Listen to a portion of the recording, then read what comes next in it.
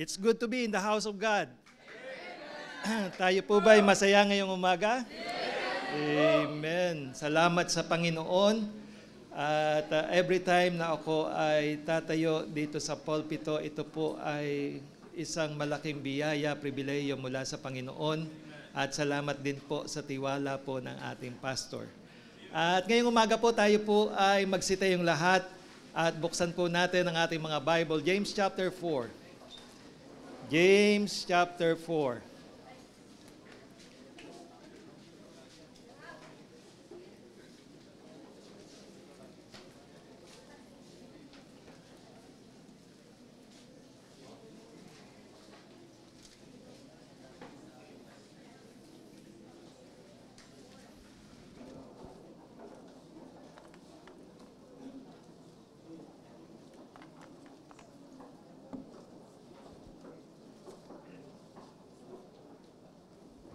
Amen. Sabay-sabay po nating basahin ang malakas ang verse number 2. James chapter 4 and verse number 2. Amen. Ready? Read. Ye lust and have not, ye kill and desire to have, and cannot obtain, ye fight and war, yet ye have not, because ye ask not. Ang mensahe po na dadaling ko po ngayong umaga mula sa salita ng Diyos ay doon po sa huling bahagi, na kung saan sinabi ng salita ng Diyos, ye have not because ye ask not. Ye have not because ye ask not. Tayo po'y manalangin. Muli po aming dakilang Diyos, sa araw pong ito kami po ay nagpapasalamat. Ama, salamat po sa napakadakilang pagkakataon at pribileyo na basahin po namin ang inyong banal na salita. At gayon din po, Ama, na ang iyong salita sa umagang ito'y aming pong pag-aaralan. Ama, patuloy po kaming lumalapit, dumadalangin ng inyong kapatawaran sa amin pong mga kasalanan, sa amin pong mga pagkukulang. Ama, patuloy po kaming dumadalangin sa inyong paglinis sa karumihan nakikita niyo po sa aming mga puso. Banal na Espiritu, dalangin po namin na sa umaga pong ito, kayo po ang kumausap sa bawat isa sa amin through thy word na amin pong mapapakinggan. Kayo po ang gumawa sa aming buhay. Patuloy niyo po kaming baguhin at patibay ng aming pananampalataya sa pamagitan po ng iyong salita. Ama, salamat pong muli. Ang lahat po ng ito'y dalangin namin na may pasalamat sa pangalan po ng aming Panginoong Yesus. Amen. Salamat po. Pwede na po tayong magsiupo. Ye have not because ye ask not. Hindi ka nagkakaroon kasi hindi ka humihingi. At saan po at kanino tayo hihingi? Sa tao lang? Hindi po. Kanino po tayo magtitiwala? Sa tao lang po? Hindi po. Sabi ng Bible, sabi doon sa ating text, ye have not because ye ask not. Kaya sa Diyos lamang po tayo hihingi. Sa Diyos lamang po tayo magtitiwala. Dahil ang ating Panginoong Diyos, our God, He is willing to answer our prayer. Our God is able to answer our prayer. Dahil ang sabi ng Bible sa Jeremiah chapter 33 and verse number 3, call unto me, and I will answer thee, and show thee great and mighty things which thou knowest not. Ang sabi sa Matthew chapter 7 verse 7, ask and ye shall receive. Seek and ye shall find. Knock and it shall be opened unto you. Kaya nga makikita po natin, araw-araw, dumadalangin po tayo. Humihingi po tayo sa Diyos ng kalakasan. Araw-araw, we pray for understanding from God. Araw-araw, we pray for the comfort of the Holy Spirit. Katulad po ng manna doon sa wilderness, mga kapatid, we should eat it that day and God will provide manna for the next day. Kaya nga on the 6th day, sabi ng Bible, God will provide bread for 2 days. Bakit? Yung 7th day yun po ay Sabat. Kaya nga ano po ang itinuturo po sa atin ng salita ng Diyos? The strength, understanding, and comfort from the Holy Spirit, hindi po yan parang tinapay na itatago mo for the next day, for the next week, for the next month. Katulad ng mga Israelita, nagtago sila ng mana na hindi inutos ng Panginoon. For the next day, anong nangyari? It bred worms. Kaya nga, ang sabi ng Bible, kukuha sila ayon sa kanilang pangangailangan. Kukuha sila according to his eating, sabi ng Bible. Anong itinuturo sa atin? We cannot handle today's problem with yesterday's enablement. Ulitin ko po, we cannot handle today's problem with yesterday's enablement. Kaya marami po ang bumabagsak, mga kapatid. Marami po ang nanghihina. Marami ang nadidiscourage kasi ang alam nila, enough na yung kahapon. Nag-pray naman ako kahapon. Nagbasa naman ako ng Bible kahapon. Nag-soul winning naman ako last week. Nag-akay naman ako ng kaluluwa last week. Last week, nagbalik ako ng tithes, nagbigay ako ng offering. Nasasabihin mo, pwede na yon. No need to pray today. No need to read my Bible today. No need to depend on God today. Mali po yon. We cannot handle today's problem with yesterday's enablement. Yes, pinagpala po tayo ng salita ng Diyos nung isang linggo. Pinagpala tayo ng salita ng Diyos mula Sunday, sa atin pong pastor, buong araw yan hanggang sa ating group fellowship. Pinagpala tayo ng salita ng Diyos. Meron po tayong daily devotion. Last Monday, pinagpala tayo ng salita ng Diyos na hinatid sa atin ni Sir Miko. Last Tuesday, ni Sir Ivan. Last Wednesday, ni Sir King. Last Thursday, ni Sir Alvin. Last Friday, ni Sir Angelito. Kahapon, ni Sir Jelmark. Kaya nga, we are strengthened by God's Word yesterday, last week, but we still need the Word of God today. Meron tayong answered prayer kahapon. Ngayon ba, hindi ka nahihingi sa Panginoon? Kaya nga, today, we still need to rely on our God. We still need to depend on our God. Kasi iba yung kahapong Bible reading natin, iba yung ngayon. Iba yung kahapong prayer natin, iba yung ngayon. Iba yung last week soul winning, yung ating giving, iba yung ngayon. Kaya nga, iba rin yung prayer mo kanina, iba rin yung prayer natin ngayon. Kaya nga, continuously, we need to rely on God. Continuously, we need to depend on God. Kasi mga kapatid, certainly, may mga new challenges tayong haharapin. May bagong atake ang kaaway. May mga bagong unos na dadaan sa buhay natin. May mga bagong problema na haharapin natin. We certainly can't handle problems we're going to have tomorrow, next week, next month, next year, if we will not continuously depend on God for strength, for understanding, and comfort from the Holy Spirit. Kaya nga, we need the Word of God every day. We need to pray to our God every day. Yung inaawit natin, read your Bible, pray every day. Kaya nga, not just once a week, mga kapatid. Not just twice a week. Sabi ng Panginoon sa pattern of prayer na tinuro sa atin, give us this day our daily bread. Kaya nga, abiding in Christ is every moment of our lives. Abiding in Christ is all the time. Kasi ang sabi ng Bible, I am the vine. Sabi ng Panginoon, John 15 verse 5, I am the vine, ye are the branches. He that abideth in me, the same bringeth forth much fruit. Ano sabi ng Panginoon? For without me, ye can do nothing. Kaya nga napakalaga po, mga kapatid. Di natin po pwede gamitin yung lakas natin na meron tayo last month, last week, for today's challenges. Tatandaan po natin, sa ating pagpapatuloy sa ating buhay Kristiyano, there will always be challenges. Walang exemption po yan. Hindi po natin maiwasan yan. There will be difficulties. There will be rough roads along the way. There will be uphill, may paahon along the way. Tatandaan po natin, we cannot handle today's challenges with yesterday's enablement. Di natin kakayanin yan, mga kapatid.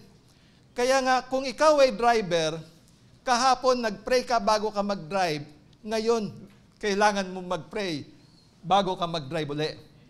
At habang nagdadrive ka, kailangan mong manalangin. Bakit? Kailangan natin ng guidance and protection from God. Maraming mga driver ngayon wala ng disiplina. Kaya nga, napakahalaga na ipanalangin natin habang nagmamaneho ko, Lord, help me to be alert. Help me to see clearly. Kaya nga, mga kapatid, ang sabi ng Bible, pray without ceasing. Kasi kahapon, nag-pray tayo bago tayo maglingkod. Last week, bago tayo umawit, nag-pray tayo. Last week, bago tayo magturo ng salita ng Diyos, nanalangin tayo. Last week, bago tayo umawit sa Panginoon, nanalangin tayo. Last week, bago tayo mag-aser, nanalangin tayo. Ngayon, hindi na ba tayo mag-aaser? Hindi na ba tayo magtuturo ng salita ng Diyos? Kailangan pa rin nating manalangin ngayon. Kaya nga, ang disenyo po kasi ng Panginoon, mga kapatid, ang kalooban ng Panginoon, daily we will ask bread. Araw-araw, not weekly, not monthly, but daily. Kaya nga daily, we read our Bible. Daily, we study our Bible. Sabi ng salita ng Diyos, day and night we meditate the Word of God. Daily lalakad tayong kasama ng Panginoon. Araw-araw mananalangin tayo sa Panginoon. Hindi natin pwedeng sabihin, mga kapatid, nagbasa naman ako ng Bible kahapon. Nagbasa naman ako ng Bible last week. Nagpray naman ako kahapon. Nagpray na ako last week.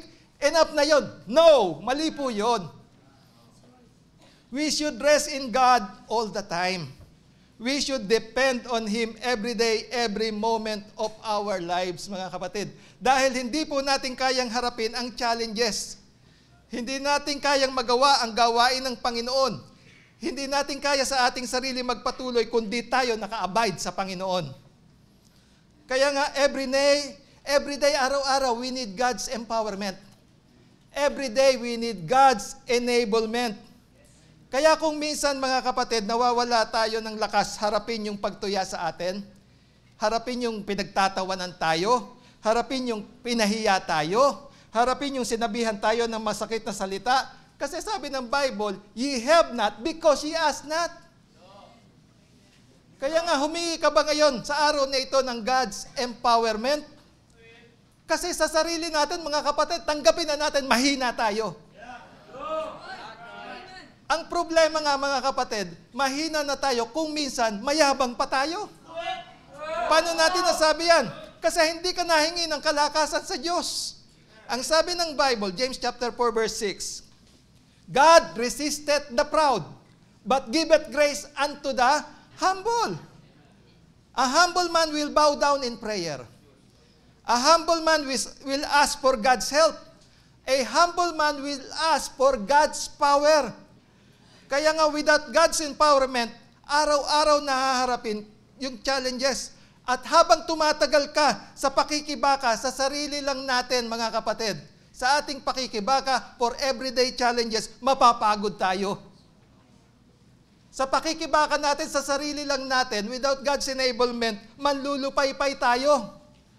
Malulunod tayo. Sabi nga, sa Bisaya, kakapoy ka. Sabi sa Ilocano, nabannog. Alam niyo po, mga kapatid, nakakayanan lang natin tanggapin, harapin ang lahat ng yan sa biyaya ng Diyos. We need to be reminded always na meron tayong assurance mula sa Panginoon na hindi kailanman tayo mag-iisa. Ano ang pangako ng Panginoon? I will never leave thee nor forsake thee. Hindi po ba napakadakilang blessing yan, mga kapatid?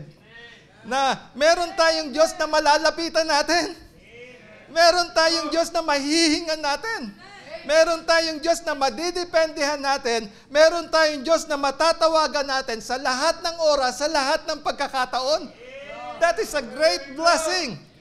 Alam nyo, kung hindi tayo naturuan, kung hindi tayo natuto humingi ng tulong sa Diyos, papaano natin haharapin ang bawat araw ng buhay natin?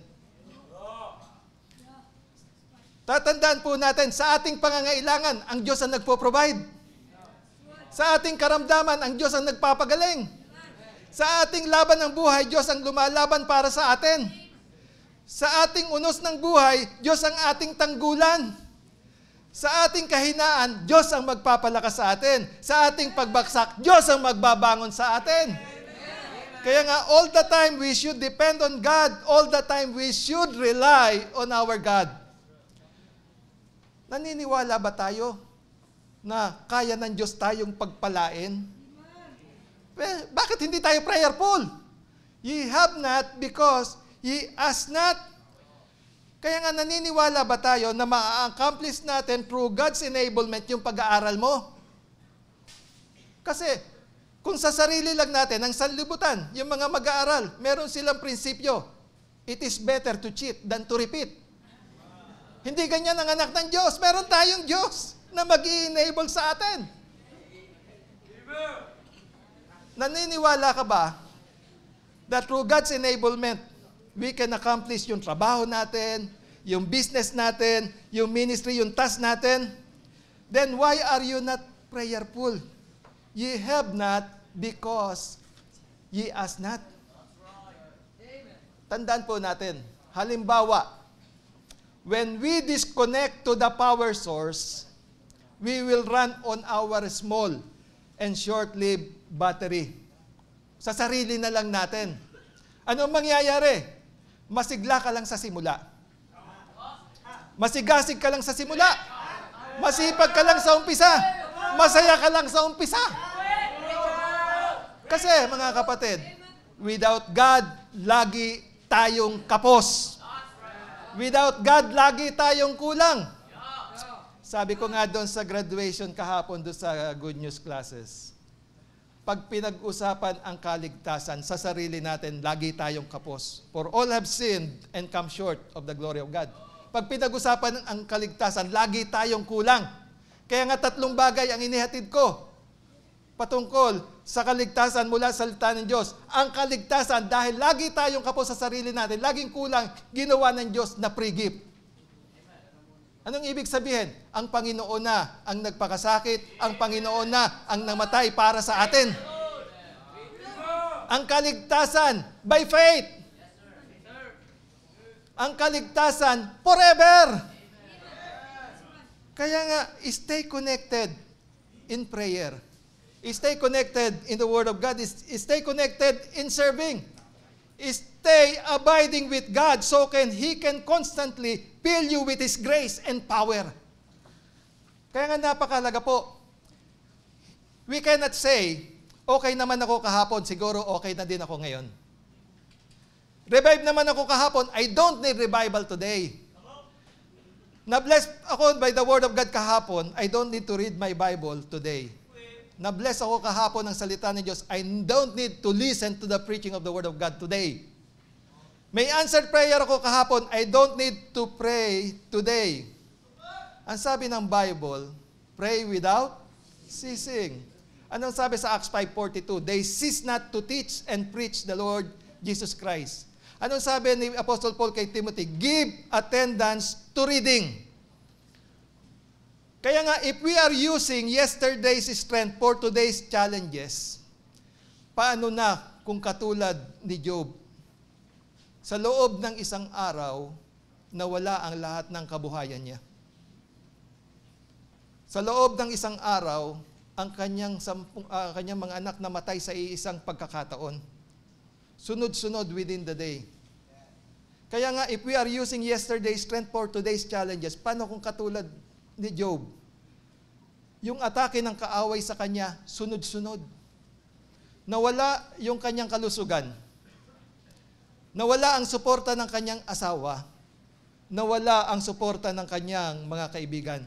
Tatandaan po natin, without today's strength, power, and grace of God, madedrain tayo. Without today's strength, power, and grace from God, manghihimagod tayo, manghihina tayo, madidiscourage tayo, madidisappointed tayo. Without today's strength, power, and grace of God, kaya marami ang bumibitaw. Marami ang bumibigay, marami ang umaalis sa gawain. Kasi nahirapan, umayaw na.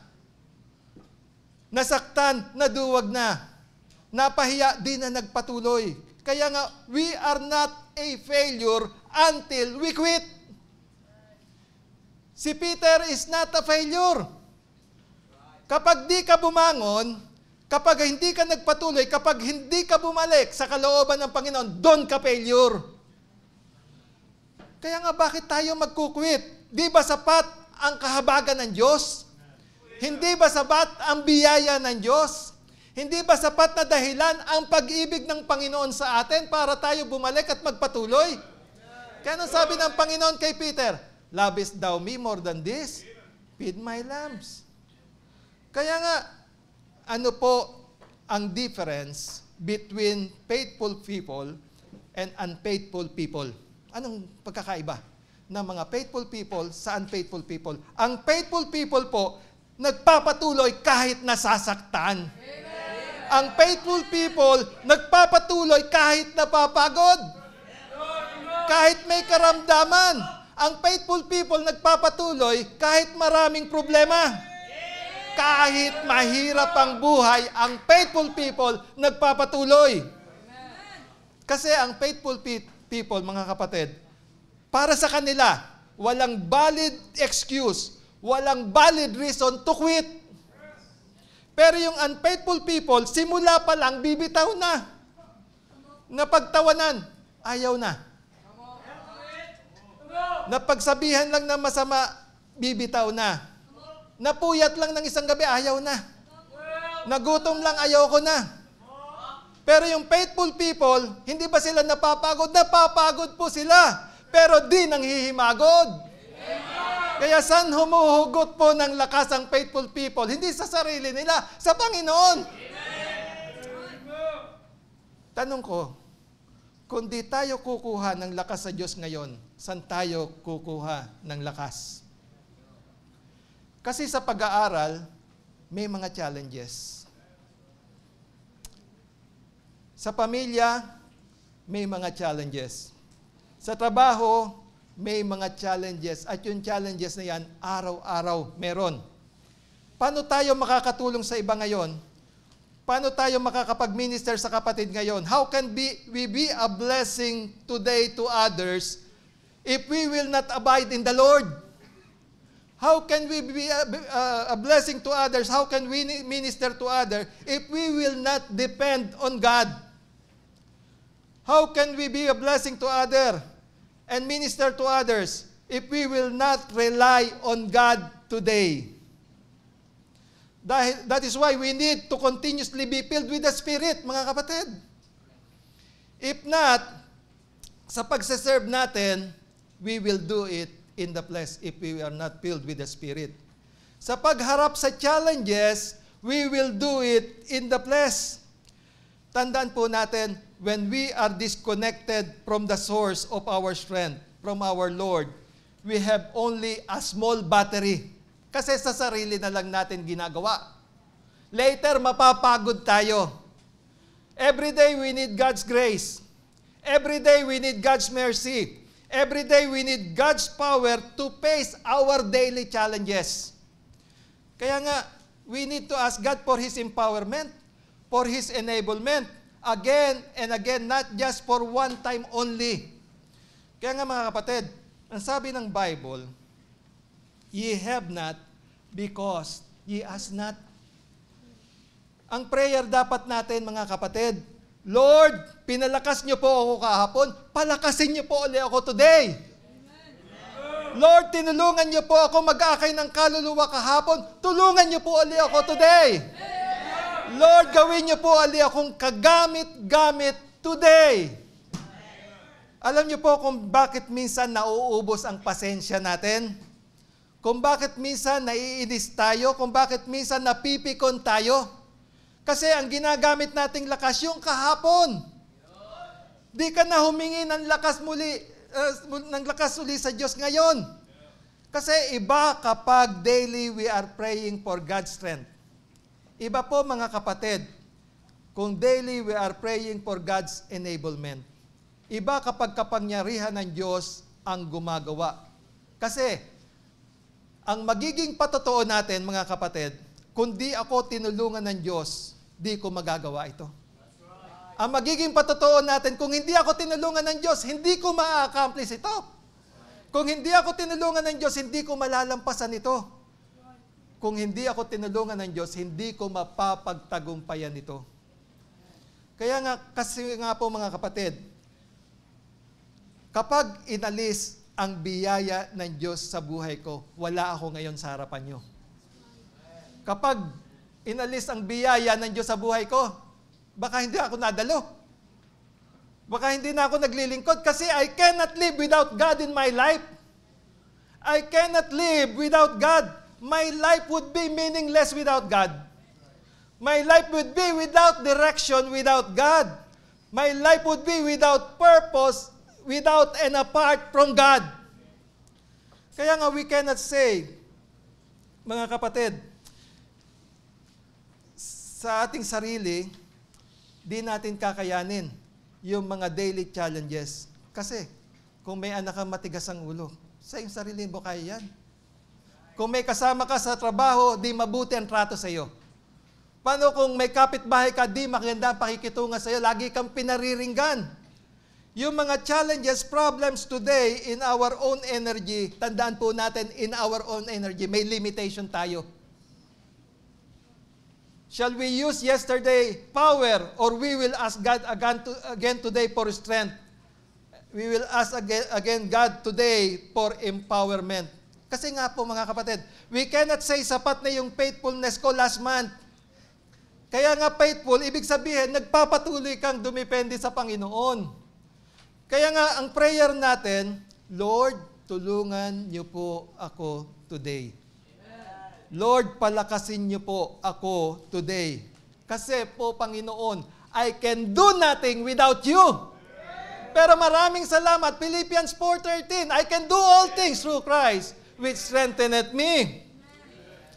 Di po kami, tandaan po natin, di po tayo magiging ilaw ng sanlibutan apart from the Lord. Alam ito ng mga electrician, alam ito ng mga electrical engineer, a bulb is nothing without a power source. Anong silbi ng ilaw kung walang kuryente? Di po pwede mga kapatid na makipagpalit ka ng problema sa iba. Haharapin mo ang sarili mong problema. Haharapin mo ang sarili mong challenges. Ngayon, saan ka kukuha ng lakas? Yung ginamit mo kahapon? O hihingi ka uli sa Panginoon? Kaya nga, tayo nga, di ba? Kapag tayo kumain kahapon, kakain ka uli ngayon, di ba? Uminom ka ng tubig kahapon, inom ka uli ng tubig ngayon. Kaya nga mga kapatid, yung kasama ko doon sa health serve, i-share ko lang sa inyo. Tuwan-tuwa ako. Nakapila ako sa pharmacy, nasa harapan ko siya. Siya yung aming hospital aide. Nagulat ako, alam niyo ang binili niya? Clusibol. Yung vitamins, multivitamins. Sabi ko, Kuya, bakit ka nagkuklusibol? Para sa pamilya ko. Tuwan-tuwa ako, no? Eh, ilang beses kang umiinom ng clusibol? Once a week. Ano mo yan? Once a week. Kaya nga, sa pagharap natin sa challenges ng buhay, mga kapatid, sa pagharap natin sa mga unos ng buhay, sa laban ng buhay, sa atake ng kaaway, sa mga challenges ng buhay, ang magbibigay ng lakas sa atin, mga kapatid, hindi enerbon. Ang magbibigay ng lakas sa atin, Panginoon.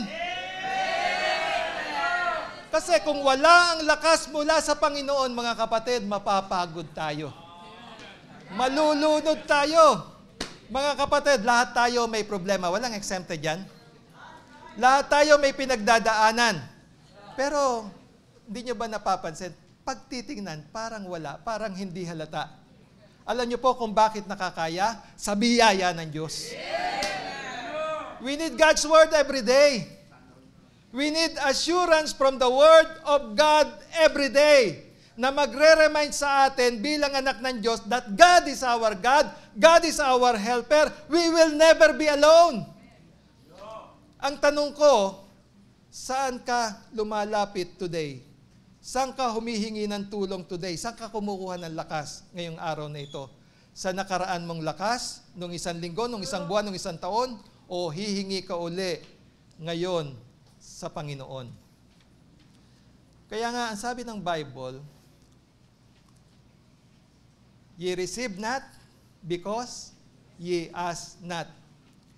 Humingi ka kahapon ng lakas. Hindi ka na ba hihingi sa Panginoon ngayon? Ang tanong, kanino tayo dumidepende? Kanino tayo nagre-rely? Kung sa sarili lang natin, mga kapatid, madi-discourage tayo. kung sa sarili lang natin, magiging bitter tayo. Kasi life on this earth may heartaches. Life on this earth may sufferings. Life on this earth may difficulties. Kapag may problema tayo, kailangan natin ang pabor ng Diyos. Ano yon? Biyaya ng Diyos.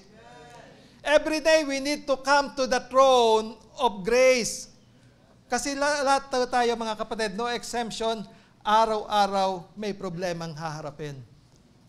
Anong sabi sa Hebrews 4 verse 16? Let us come boldly unto the throne of grace, that we may obtain mercy and help to find in times of need. May laban ng buhay tayong haharapin. May atake ng kaaway. May unos na dadaan sa buhay natin. Sa ating paglilingkod, sa ating pagsunod sa Panginoon, alam niyo mga kapatid, araw-araw we need to ask for God's strength. Araw-araw we need to ask for God's grace. Araw-araw we need to ask for God's mercy. Araw-araw we need to ask for God's power. Every day we need the Word of God. Every day we need to pray to God. Lagi nating tatandaan mga kapatid, for every new challenges, we need fresh power from God. Tayo po yung magsitayong lahat.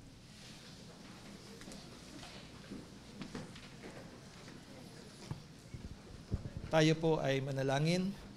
Muli po aming dakilang Diyos, salamat po sa inyong salita. Salamat po Panginoon sa katotohanan na ipinahatid niyo po sa amin. Tunay nga po Panginoon, without you we can do nothing. Tunay nga po Panginoon, kung wala po kayo sa aming pong buhay, walang direksyon, walang meaning ang aming pong buhay, walang purpose Panginoon. Salamat po Panginoon na kayo po ang aming Diyos na nabubuhay sa aming puso, na nangako sa amin hindi nyo kami iiwan, pababayaan. Dalangin po namin, Panginoon, that we will be reminded always na araw-araw we need to come to Thee, O Lord, and ask for Thy power. We ask for Thine comfort. We ask for Thine understanding of Thy word. Salamat po sa mensahe, sa inyong salita na ihatid po sa amin. Pagpapalain niyo po ito, Panginoon, sa aming pong mga buhay. Pagpapalain niyo po ang invitation. Salamat pong muli sa pangalan po ng aming Panginoong Yesus. Amen.